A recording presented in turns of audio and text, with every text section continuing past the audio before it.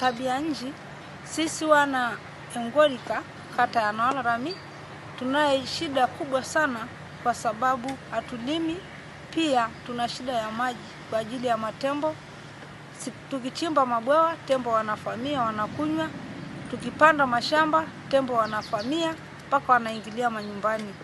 Kwa hiyo sisi tuna miaka 20 hatulimi. Hapo tunashukuru sana shirika la CORD limekuja kuinua wanawake kiuchumi na kiujamii na kiujinsia. Lakini tunaomba shirika la CORD watuongezee mtaji kwa sababu ni mdogo wa biashara, kwani sisi tuko mbali na soko na uli ni gharama kubwa. CORD wamekuja tu kutupa elimu kwa sababu hakuna sasa hivi walichokwisha tusaidia.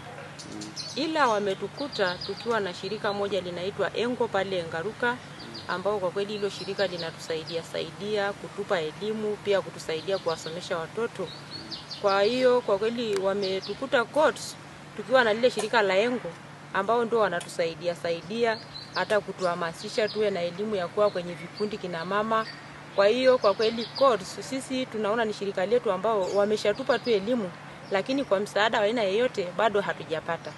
Ila hiyo elimu waliotupa, hiyo elimu tunaitumia kwa sababu ni elimu nzuri, wanayotufundisha vizuri, lakini kwa msaada wa aina yoyote bado hatujapata. Sasa nyie katika eneo lenu mmepata shida gani kutokana na mabadiliko ya tabia nchi? Shida tumepata kwa kweli. Kwa sababu kuna mtaa unasikia mtaa, lakini ukijaribu kuangalia ni kama vile kijiji kabisa. Shida yetu kubwa ni ya maji. Tuna mtaa ambao ni wa kwetu unaitwa mtaa wa Imbilini. Kitongoji cha Ormesuli, lakini mtaa ni Imbilini. Sasa wale wanatoka chini ya mlima Ketumbene kuja Engaruka kuchota maji. Na kwa kweli hiyo changamoto kubwa ni ya maji. Na hiyo changamoto inatuletea shida nyingi sana. Wamama kuwaacha watoto wakiwa wadogo sana kwa ajili ya kuchota maji, na mifugo wengine wanakufa kwa ajili ya kiu. Maji kuwa mbali, hata kama majani itakuwa ni kidogo, lakini kutokana na ile maji kuwa mbali zaidi, mifugo wanapata shida. Kuna wakati wale mbalelo sasa bado ni wadogo, wanatakiwa kuanza kunywa maji. Sasa kutokana na kufuatilia maji mbali sana, wale mifugo wanakufa kwa sababu ya umbali wa maji. Na maendeleo ya wanawake, mradi huu uko kwenye vijiji 11 vya Monduli, na huu mradi una focus sana kwa wakina mama na maendeleo yao. Basically tunafanya training tofauti, na hizi training zinakuwa ni mambo ya ukeketaji. Tunaongelea pia mambo ya ukimwi, tunawafundisha pia mambo ya land rights, tunawafundisha pia kujua wao kama wanawake wana sehemu gani kwa ujumla katika jamii. Na lengo kubwa la huu mradi ni kumuinua mwanamke kutoka katika umaskini ama kiwango cha chini na kumleta katika kiwango fulani cha kimaisha. Na huu mradi pia unawainua wanawake kwa kibiashara, kwamba tunawapa pia mikopo ambayo inaweza wanaifanyia kwa kuanzisha biashara tofauti, na pia tunawapa pia knowledge ya kufanya hizo biashara na kujua hizo biashara zitawasaidiaje kimaisha. Nimesema kutokana na utafiti wetu umeweza kupata matokeo ya kwamba katika changamoto hii ya mabadiliko ya tabia nchi, mwathirika mkubwa ni mwanamke. Na utafiti wetu umekwenda mbali kwa lengo la kutaka kuelewa ni kwa nini imekuwa hivyo, na majibu yake yamekuwa ni kwamba katika hii jamii ya wafugaji, mwanamke amepewa majukumu makubwa sana katika ngazi ya kifamilia, ambayo yote anapokuwa anataka kuyatekeleza anajikuta anakutana na masuala mazima ya kimazingira.